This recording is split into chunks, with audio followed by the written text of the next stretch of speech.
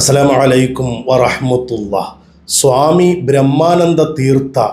പേര് കേൾക്കുമ്പോൾ വലിയ സംഭവമാണെന്നൊന്നും വിചാരിക്കേണ്ട. ആള് നല്ല ഒന്നാന്തരം ഉഡായിപ്പാണ്. സ്വാമി എന്നൊക്കെ കേൾക്കുമ്പോൾ നമ്മൾ കേട്ടിട്ടുള്ള കണ്ടിട്ടുള്ള സ്വാമിമാരെ പോലെയൊന്നുമല്ല. ആള് നല്ല ഒന്നാന്തരം ഉഡായിപ്പാണ്. നല്ലതുപോലെ അഭിനയിക്കാൻ, കാര്യം നേടാൻ വേണ്ടി എന്തും പറയാൻ മടിയില്ലാത്ത ഒരാളാണ്. ആരെക്കുറിച്ചാണ് പറയുന്നതെന്നറിയോ? ആ നടനെ ഒന്ന് കണ്ടോളൂ. അസ്സലാമു അലൈക്കും വറഹ്മത്തുള്ളാഹി വബറകാതുഹു. ബിസ്മില്ലാഹിർ റഹ്മാനിർ റഹീം. അൽഹംദുലില്ലാഹ്. പരമകാരുണികനും കരുണാമയനുമായിട്ടുള്ള അല്ലാഹുവിന്റെ നാമത്തിൽ സ്തോത്രം. അല്ലാഹുവിന് മാത്രം. അവൻ സർവ്വലോക പരിപാലകൻ, പരമകാരുണികൻ, കരുണാമയൻ, പ്രതിപ്രദിനത്തിന്റെ നാഥൻ. നിനക്ക് മാത്രം ഞങ്ങൾ ഇബാദത്ത് ചെയ്യുന്നു. നിന്നോട് മാത്രം ഞങ്ങൾ സഹായം അഭ്യർത്ഥിക്കുന്നു. ഞങ്ങളെ നേർമാർഗത്തിലേക്ക് നയിക്കണമേ. നീ അനുഗ്രഹിച്ചവരുടെ മാർഗത്തിലേക്ക് നയിക്കണമേ. നിന്റെ കോപത്തിന് പാത്രമായവരുടെ, വഴിപിഴച്ചവരുടെ, അവരുടെ മാർഗത്തിലേക്കല്ല. അൽഹംദുലില്ലാഹ്. ഇതൊക്കെ കണ്ടിട്ടാണ് കുറേ സാധുക്കളായ മുസ്ലിമീങ്ങൾ ഇയാളെന്തോ വലിയ സംഭവമാണെന്നൊക്കെ വിചാരിച്ചിട്ട് ഇയാളെ പൊക്കി തലേ കയറ്റിയത്. അങ്ങനെ തലേ കയറിയിരുന്ന് കഴിഞ്ഞപ്പോൾ മൂപ്പർക്കൊരു തോന്നൽ, ഒരു വീട് പണിത് കളയാം. വീടിന് മൂപ്പര് പറയുന്നത് കൂടെന്നാണ്. കാരണം ആള് ഭയങ്കര ലാളിത്യമുള്ള ആളാണെന്ന് വരുത്തി തീർക്കണമല്ലോ. എന്നിട്ടോ ആളുകളോട് ആ കൂടിന് വേണ്ടി പിരിവ് ചോദിക്കുകയാണ്. തുറന്നു പറയാണ്, എൻ്റെ 65 വയസ്സ് ഉണ്ട് എനിക്കിപ്പോൾ. ഇത്രയും കാലം ഇതുവരെയും തുറന്നു പറയാത്തൊരു കാര്യം, ഒരു സ്ഥലത്ത് വെച്ച് തുറന്നു പറയാത്തൊരു കാര്യം, എന്നെ നിങ്ങൾ സഹായിക്കണം. എന്നെ നിങ്ങൾക്ക് കഴിയുന്ന രീതിയിൽ നിങ്ങളുടെ വീടിന്റെ ജനാലയ്ക്കും അവിടെ ഇവിടെയും കിടക്കുന്ന പൈസയൊക്കെ ഉണ്ടല്ലോ, അതൊക്കെ എടുത്ത് നിങ്ങൾക്ക് കഴിയുന്ന രീതിയിൽ എന്നെ സഹായിക്കുകയാണെങ്കിൽ എനിക്ക് എൻ്റെ 6 അടി മണ്ണ്, എൻ്റെ സ്വന്തം 6 അടി മണ്ണ്. അങ്ങനെ മൂപ്പരുടെ 6 അടി മണ്ണിന് വേണ്ടിയുള്ള സഹായം ചോദിച്ചപ്പോഴേക്കും കേട്ട പാതി കേൾക്കാത്ത പാതി കുറേ മുസ്ലിമീങ്ങൾ കൈ അയച്ച് പൈസ അയച്ചു കൊടുത്തു. ഞാൻ കൊടുത്തിട്ടില്ല കേട്ടോ. ഞാൻ ഇയാളെ സ്വാമിയായി അന്നും വിശ്വസിച്ചിട്ടില്ല. ഗൾഫിൽ നിന്നൊക്കെ കുറേ ആളുകൾ ആവശ്യത്തിലധികം പൈസ അയച്ചു കൊടുത്തു. പണി തുടങ്ങി, പണി തീരാതെ വന്നു, പൈസ തികയാതെ വന്നു. പിന്നെയും സഹായം ചോദിച്ച് അതേ പ്ലാറ്റ്ഫോമിൽ വന്നു. അങ്ങനെ ആളുകൾ പിന്നെയും പൈസ അയച്ചു കൊടുത്തു. അങ്ങനെ വീട് പണിയൊക്കെ പൂർത്തിയായതിന് ശേഷമുള്ള നാടകമാണ് ഇനി നിങ്ങൾ കാണാൻ പോകുന്നത്. ഇത് എൻ്റെ വീട് എന്നതിലുപരി നമ്മളുടെ വീട് ആണ് എന്നുള്ളത് സത്യമാണല്ലോ. അതൊരു ഭംഗിവാക്കല്ലല്ലോ വാസ്തവത്തിൽ. കൂടുതലായിട്ടൊന്നും ഇപ്പോൾ പറയുന്നില്ല. അപ്പോൾ നിങ്ങളെനിക്ക് സമ്മാനിച്ച് സ്വാമിജിയുടെ കൂട് ഇതാണ്. ഇപ്പോൾ ഈ കണ്ടതൊക്കെയാണ്. ഞാൻ നന്ദി നിങ്ങൾ ആരോടും പറയുന്നില്ല. നന്ദി ആരോട് ചൊല്ലേണ്ടു എന്നൊരു ചോദ്യം, വലിയൊരു ചോദ്യം ഉണ്ടല്ലോ നമ്മുടെ നാട്ടിൽ. എല്ലാ നന്ദിയും അവങ്കലേക്ക്, എല്ലാ നന്ദിയും പരമകാരുണികനായിട്ടുള്ള അല്ലാഹുവിന് സമർപ്പിക്കുന്നു. അൽഹംദുലില്ലാഹ്. അൽഹംദുലില്ലാഹ്. ഈ പറയുന്നതങ്ങ് കേട്ടപ്പോൾ പണം അയച്ചു കൊടുത്ത ആളുകളൊക്കെ ആത്മനിർവൃതിയിലായി, ആനന്ദ പുളകിതരായി. നിങ്ങളോടല്ല ഞാൻ നന്ദി പറയേണ്ടത്, അള്ളാഹുവിനോടാണ് ഞാൻ നന്ദി പറയേണ്ടത് എന്നുകൂടി പറഞ്ഞപ്പോൾ എല്ലാവരും സ്വാമിജി എത്ര വലിയ മഹാൻ എന്ന് പറഞ്ഞിട്ടങ്ങ് പുകഴ്ത്താൻ തുടങ്ങി. അങ്ങനെ താമസമൊക്കെ തുടങ്ങി. കുറച്ചങ്ങോട്ട് കഴിഞ്ഞു. ഇയാളുടെ ചില സംസാരങ്ങൾ, ഇയാളുടെ ചില വിമർശനങ്ങൾ, ഇയാളുടെ വായിൽ നിന്ന് വരുന്ന പച്ചത്തെറികൾ, ഇതൊക്കെ കേട്ടപ്പോൾ സ്വാമി നമ്മൾ ഉദ്ദേശിച്ച പോലുള്ള ആളല്ല, ആളിച്ചിരി തരികിടയാണ് എന്നൊക്കെ മനസ്സിലാക്കിയപ്പോൾ ചിലരൊക്കെ വിമർശിക്കാൻ തുടങ്ങി, വിമർശനം കടുക്കാൻ തുടങ്ങി. അങ്ങനെ അവസാനം ഇപ്പം ഇതാ കഴിഞ്ഞ ദിവസം ഇയാൾ വന്നിട്ട് പറയാണ്, ആ പറയുന്നത് എൻ്റെ നാവ് കൊണ്ട് ഞാൻ പറയുന്നില്ല, നിങ്ങൾ കേട്ടാൽ മതി. നിങ്ങളുടെ കൂട്ടത്തിൽപ്പെട്ട് മുസ്ലിം നാമധാരികളായിട്ടുള്ള മുറിയണ്ടികൾ ഒരാൾ പോലും ഒരു ചില്ലിക്കാശ് എനിക്ക് തന്നിട്ടില്ല. എല്ലാവർക്കും സന്തോഷമായില്ലേ? ഇനി എല്ലാവരും പിരിഞ്ഞു പോയിക്കോ. അയച്ചു കൊടുത്ത ആളുകളോടായി പറയുന്നത്.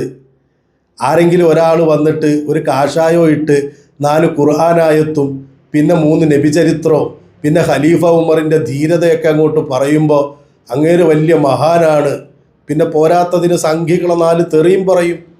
അതും കൂടി ആയപ്പോൾ അങ്ങ് കൊമ്പത്ത് കയറ്റി വെച്ചല്ലേ. ഇപ്പം എന്താ വിളിച്ചത്? ഇതാര് വിളിക്കുന്ന ഭാഷയാ? ആരാണ് നമ്മുടെ നാട്ടിൽ ഈ ഭാഷ വിളിക്കുന്നത്? അതേ ഭാഷയല്ലേ ഇയാളുടെ നാവിൽ നിന്ന് വന്നത്? മുസ്ലിങ്ങളെക്കുറിച്ചാണ് ആ പറഞ്ഞത്.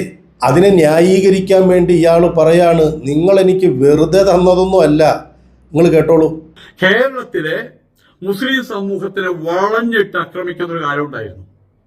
ഈ കൊറോണ കാലഘട്ടത്തിലൊക്കെ അത് സംഭവിച്ചിട്ടുണ്ട്. കൊറോണ കാലഘട്ടത്തില് തബ്ലീഗുകാരാണ് ഇത് പടർത്തിയത് എന്ന് പറഞ്ഞ് കൊറോണ തല്ല് കിട്ടിയിട്ടുണ്ട്. അവര് കൊറോണ ബാധിച്ചവർ തുപ്പി ആഹാരം കൊടുത്തിട്ട് ഇവിടെയുള്ള മറ്റെല്ലാവരും നശിപ്പിക്കാൻ വേണ്ടിയിട്ട് അത് പറഞ്ഞ് പടർത്തി, വലിയ രൂപത്തിൽ പടർത്തി. ഇവിടെ കൊറോണ പടർത്തിയത് മുസ്ലിങ്ങളാണെന്ന് പറഞ്ഞു. ഡൽഹിയിലുള്ള ഒരു മീറ്റിംഗിലേക്കാണ് ഈ സാധനം അവർ കൊണ്ടുവന്നത്. അവിടെ നിന്നാണ് പടർത്തിയതെന്ന് പറഞ്ഞു. മനഃപൂർവ്വം ആസൂത്രിതമായിട്ടാണെന്ന് പറഞ്ഞു. പിന്നീട് തൊട്ടതിനും പിടിച്ചതിനും ജിഹാദി ജിഹാദി ജിഹാദി ജിഹാദ് ജിഹാദ് എന്ന് പറഞ്ഞ് അവരെ വിഷമിപ്പിച്ചു. ഹലാലിന്റെ പേരും പറഞ്ഞ് ഇവിടെ കടകൾ തുറന്നു. ഞങ്ങളുടെ കടയിലുള്ളത് നോൺ ഹലാലാണ്. ഹലാലിന്റെ ബോർഡുകൾ വലിച്ചെറിഞ്ഞു. അതിന്റെ പേരിലും ഒരുപാട് സമ്മർദ്ദങ്ങൾ, മാനസിക സംഘർഷങ്ങൾ ഇവിടുത്തെ മുസ്ലിം സമുദായം അനുഭവിച്ചിട്ടുണ്ട്. തുപ്പി നൽകുന്ന ആഹാരം, തുപ്പല്, അത് പറഞ്ഞിട്ടുണ്ട്. ഈ രീതിയിലുള്ള പദങ്ങൾ ഉപയോഗിച്ച് ജിഹാദ്, ഹലാല്, തുപ്പല്, തീവ്രവാദികള്, ഇത്തരം പദങ്ങൾ ഉപയോഗിച്ച് ഇസ്ലാമോഫോബിയ പടർത്തി മുസ്ലിങ്ങളെ അധിക്ഷേപിക്കുവാനും അവരെ നികൃഷ്ട ജീവികളാക്കി സമൂഹത്തിൽ അവതരിപ്പിക്കാനുള്ള വലിയ ശ്രമങ്ങൾ ഇവിടെ നടന്നു. ഇപ്പോഴും ആ ശ്രമം നടക്കുന്നുണ്ട്, ഇല്ലെന്നല്ല. അന്ന് മനസ്സും തനുസും ഒപ്പം ധനവും മറന്നുകൊണ്ട്, എന്റെ സ്വന്തക്കാരെയും ബന്ധുക്കളെയും സുഹൃത്തുക്കളെയും മറന്നുകൊണ്ട് ഞാൻ ഈ സമുദായത്തെ നല്ല മനസ്സോടു കൂടിയിട്ടാണ് സേവിച്ചത്. അപ്പൊ ഈ സമുദായത്തെ അഥവാ മുസ്ലിമീങ്ങളെ ഈ ചങ്ങാതി എല്ലാം മറന്ന്, ധനസ്സും മനസ്സും ധനവും കനവും എന്തൊക്കെയുണ്ട് എല്ലാം മറന്നിട്ട് ഈ സമുദായത്തെ ഇയാൾ വല്ലാതെ സേവിച്ചു എന്നാണ്. ആ സേവനം ഞാൻ അങ്ങോട്ട് ചെയ്തപ്പോൾ തിരിച്ച് നിങ്ങൾ ഇങ്ങോട്ട് ചെയ്തതാണ് എനിക്ക് വീട് വെക്കാനുള്ള പണം അയച്ചു തന്നത്, അല്ലാതെ നിങ്ങളുടെ ഔദാര്യമായിട്ട് തന്നതല്ല എന്നാണ് ഈ പറഞ്ഞത്. അപ്പോൾ അതുകൊണ്ട് കാശയച്ച് വീട് വെക്കാൻ സഹായിച്ച എല്ലാ ആളുകളോടും ഒന്നുകൂടി ഇയാൾക്ക് പറയാനുണ്ട്. എനിക്ക് അവരോട് മറുപടിയായിട്ട് പറയാനുള്ളത്, ആദ്യം ഞാൻ നിങ്ങൾക്ക് തന്നു എന്റെ മനസ്സ്, എന്റെ മനസ്സിന്റെ സദ്ഭാവങ്ങൾ. പിന്നീട് നിങ്ങൾ തന്നു, നിങ്ങളുടെ കയ്യിലുള്ള നിങ്ങൾ തന്നു. അപ്പൊ കാര്യങ്ങളെല്ലാം സമാസമം. അപ്പൊ കാര്യങ്ങളെല്ലാം സമാസമമായി, എല്ലാവർക്കും ഹാപ്പിയായി. അയാൾ ഇങ്ങോട്ട് തന്നു, നിങ്ങൾ അങ്ങോട്ടും കൊടുത്തു. നിങ്ങൾ അധ്വാനിച്ച് വേർപ്പൊഴുക്കി കഷ്ടപ്പെട്ട പണം നിങ്ങൾ അങ്ങോട്ട് അയച്ചു കൊടുത്തു. അയാൾ ഇങ്ങോട്ടോ അയാളുടെ റൂമിലിരുന്ന് അയാളുടെ യൂട്യൂബ് ചാനലിലൂടെ കണ്ണി കണ്ടവരെയൊക്കെ തെറി വിളിച്ചു. അതിൽ നിന്ന് കിട്ടുന്ന വരുമാനവും അയാൾ എടുത്തു. എന്നാലും കാര്യങ്ങളൊക്കെ സമാസമമാണ്, തീർന്നിട്ടില്ല. പറഞ്ഞിട്ട് പൂതി തീരാത്തത് കൊണ്ട് വീണ്ടും എന്തൊക്കെയോ കാശ് കൊടുത്ത ആളുകളോട് അയാൾക്ക് പറയാനുണ്ട്.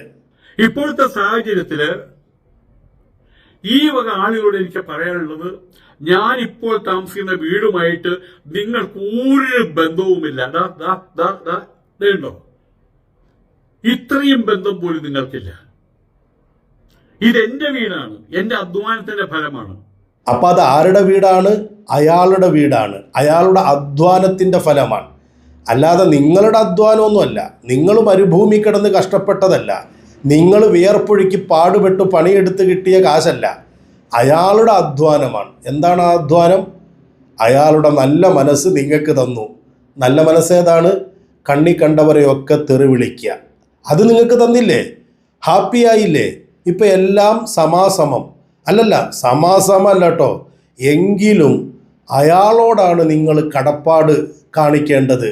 ഒന്നും ആഗ്രഹിക്കാതെയും സ്വയം എല്ലാം നഷ്ടപ്പെടുത്തിയും നിങ്ങളോട് കരുണ കാണിച്ച എന്നോട് നിങ്ങൾക്കാണ് കടപ്പാട്. നിങ്ങളാണ് നന്ദി പറയേണ്ടത്. എല്ലാവരും വരി വരിയായിട്ട് നിന്ന് നന്ദി പറഞ്ഞോളൂ. അത്ര വലിയ കാരുണ്യല്ലേ മൂപ്പര് നമ്മളോട് കാണിച്ചത്. അതുകൊണ്ട് നമുക്കാണ് കടപ്പാട്. പൈസ കൊടുത്ത നിങ്ങൾക്കാണ് മൂപ്പരോട് കടപ്പാട്. എങ്ങനെയുണ്ട്? അനുഭവിച്ചോ കൂട്ടരെ, അനുഭവിച്ചോ. ആരെങ്കിലുമൊക്കെ 4 ഖുർആൻ പേജ് എന്തെങ്കിലും പുസ്തകം കയ്യിൽ പിടിച്ച്, പുസ്തകമൊക്കെ ഇപ്പോൾ ബുക്ക് സ്റ്റാളിൽ നിന്ന് വാങ്ങാൻ കിട്ടും, അത് വാങ്ങി വെച്ചിട്ട് കുറേ ചരിത്രവും കുറേ ആയത്തും പിന്നെ കുറേ സംഖ്യകളെ തെറിയും പറയുമ്പോഴേക്കും അവരെ എടുത്ത് തലേ കയറ്റി വെച്ചപ്പോൾ ചിന്തിച്ചിരുന്നില്ലല്ലേ? ഇപ്പം കിട്ടിയില്ലേ? കൊടുത്ത കൈക്ക് തന്നെ തിരിച്ചു കൊത്തിയില്ലേ? കൊത്തിയെന്ന് മാത്രമല്ല, നിങ്ങളെക്കുറിച്ച് പറയുന്നത് എന്താണെന്നറിയോ? ഇവിടെയുള്ള സംഖ്യകൾ പറയുന്ന ഭാഷ എന്താണോ അതേ ഭാഷയിലാണ് നിങ്ങളെക്കുറിച്ച് പറയുന്നത്. കേട്ടു നോക്ക്. ഇപ്പോ നിങ്ങള് കയറി കയറി കൊത്തി കൊത്തി മുറത്തിൽ കയറി കൊത്താൻ ശ്രമിക്കുകയാണ്, ഹിന്ദുക്കളെ തകർക്കാൻ ശ്രമിക്കുകയാണ്. നിങ്ങൾ കുത്തിയാൽ മറിഞ്ഞു വീഴുന്ന ഗോപുരമല്ല ഹിന്ദുക്കളുടേത്. ഇവിടെയുള്ള ഹിന്ദുക്കള് വിദ്യാശതപുര പർവ്വതത്തിന്റെ മുകളിൽ കയറി നിന്ന്, അതല്ലെങ്കിൽ ഹിമാലയത്തിന് മുകളിൽ കയറി നിന്ന് ഇവിടുത്തെ ഹിന്ദുക്കൾ മൂത്രമൊഴിച്ചാൽ മതി, ഇവിടെ ഒഴുകി പോകുന്ന സാധനങ്ങളാണ് ഈ മുസ്ലിങ്ങൾ, മുറിയണ്ടികള്. അത്രയേ ഉള്ളൂ. അപ്പൊ എല്ലാവർക്കും കാര്യങ്ങൾ ബോധ്യമായില്ലേ? ഇത് നമ്മുടെ നാട്ടിൽ ആരുപയോഗിക്കുന്ന ഭാഷയാണെന്ന് ഞാനിനി നിങ്ങളോട് പ്രത്യേകം പറയേണ്ട ആവശ്യമൊന്നുമില്ലല്ലോ. ഇതാണ് ഈ മനുഷ്യൻ. അതുകൊണ്ടാണ് ഈ മനുഷ്യനെ ഞാൻ മുമ്പേ പഠിച്ചിട്ട് ഇയാളുടെ വീഡിയോകൾ കുത്തിയിരുന്ന് കണ്ട്, ഇയാളുടെ ഫേസ്ബുക്ക് പോസ്റ്റുകൾ പരിശോധിച്ച് തെളിവ് സഹിതം ഞാൻ കൊല്ലങ്ങൾക്ക് മുമ്പ് നിങ്ങളോട് പറഞ്ഞതാണ്. ഇയാളെ നമ്പരുത്, ഇയാളെ വിശ്വസിക്കരുത്, ഇയാൾ തട്ടിപ്പാണ് എന്നൊക്കെ. പലരും എന്നെ തെറി പറഞ്ഞു. ഇപ്പം ഇതാ ഈ സമുദായത്തിൻ്റെ നേരെ അയാളുടെ നാവ് കൊണ്ട് എന്തൊക്കെയാണ് പറയുന്നത്. ഹിന്ദുക്കൾ മൂത്രമൊഴിച്ചാൽ ഒലിച്ചു പോകാവുന്നതേ ഉള്ളൂ എന്ന്. ഞങ്ങൾക്കറിയാം ഞങ്ങളുടെ നാട്ടിലുള്ള ഹൈന്ദവരെ, ഞങ്ങളുടെ അയൽവാസികളെ, ഞങ്ങളുടെ സൗഹൃദ വലയത്തിലുള്ള ഹൈന്ദവരെ, ഞങ്ങൾക്ക് പരിചയമുള്ള ഹൈന്ദവരെ. നിങ്ങളുടെയൊക്കെ ഈ വാക്ക് കേട്ടിട്ട് മൂത്രമൊഴിക്കാൻ മലമുകളിൽ കയറുന്നവരല്ലവർ. കുറച്ച് സംഖ്യകളുണ്ടാവും, അവർ മൂത്രമൊഴിച്ചാൽ എത്ര ഉണ്ടാകുമെന്ന് ഞങ്ങൾക്ക് നല്ല ബോധ്യമുണ്ട്. അതിന് നിങ്ങളുടെ ഈ തട്ടിപ്പിനും തരികിടക്കും ഇനി ഹിന്ദുക്കളെ കൂട്ടുപിടിക്കാമെന്ന് വിചാരിക്കണ്ട. ഹിന്ദുക്കളെ തകർക്കാൻ നോക്കുകയാണെന്നാണ്. മുസ്ലിങ്ങളെ ഇല്ലാത്തത് പറഞ്ഞു പരത്തി വർഗീയതയുണ്ടാക്കാൻ ശ്രമിക്കുകയാണ്. ഇയാളെയാണ് നിങ്ങൾ ഇത്രയും നാൾ തലയിലേറ്റി വെച്ചത് എന്നോർക്കുക. ഇനിയെങ്കിലും പാഠം ഉൾക്കൊള്ളുക. ഇതുപോലെ പല കോലത്തിലും സംഖ്യകൾ വരും, അതിലൊന്നും വീണു പോകരുത്. കുറച്ചെങ്കിലും അന്തം നമുക്കുണ്ടാവണം. ഞാൻ പറയുന്നത് ഇയാളുടെ വീഡിയോകൾ പോലും നിങ്ങൾ കാണരുത്. വീഡിയോകൾ കണ്ട് അതിൽ പോയി അയാളെ തെറി വിളിച്ചുകൊണ്ടാണെങ്കിലും കമൻറ്റുകൾ എഴുതിയാൽ അയാൾക്കത് ഗുണമേയുള്ളൂ, അയാൾക്കതുകൊണ്ട് വരുമാനമുണ്ടാകും. അതുകൊണ്ട് വീഡിയോകൾ കാണരുത്. കമൻറ്റുകൾ ഒരെണ്ണം പോലും തെറി വിളിച്ചും എഴുതണ്ട, അല്ലാതെയും എഴുതണ്ട. അല്ലെങ്കിൽ തന്നെ തെറി വിളിക്കുക എന്നത് നമ്മുടെ സംസ്കാരവുമല്ല. നിങ്ങൾ പ്രത്യേകിച്ച് കമൻറ്റ് ബോക്സിൽ പോയി തെറി വിളിക്കുന്നത് കൊണ്ട് അയാൾക്ക് നേരത്തെ കാണിച്ചല്ലോ, അതിനൊന്നും സംഭവിക്കാൻ പോണില്ല. മറിച്ച് അയാളുടെ അക്കൗണ്ടിലേക്ക് വീഡിയോ റീച്ചായി അതിൽ നിന്ന് കാശ് വരും. എന്തിനാ നിങ്ങൾ ആ പണിക്ക് നിൽക്കുന്നത്? അതുകൊണ്ട് വളരെ വിനയത്തോടെ പറയാൻ, നിങ്ങൾ അയാളെ ആ രീതിയിൽ പോലും ഇനി സഹായിക്കരുത്. കൊടിയ വിഷമാണ്, കൊടിയ വിഷമാണ്. ഇനി ഇതൊക്കെ മറന്ന് ഒരു 4-5 മാസം കഴിഞ്ഞിട്ട് അല്ലെങ്കിൽ 1-2 മാസം കഴിഞ്ഞിട്ട് ഇയാൾ വീണ്ടും അസ്സലാമു അലൈക്കും ബിസ്മില്ലാഹിർ റഹ്മാനിർ റഹീം പരമകരുണികനും കരുണാനിധിയുമായ എന്നൊക്കെ പറഞ്ഞു വരും. വീണുപോകല്ലേ, അപേക്ഷയാണ്, സ്നേഹത്തോടെ അഭ്യർത്ഥിക്കുകയാണ്. അസ്സലാമു അലൈക്കും വറഹ്മത്തുള്ളാഹി.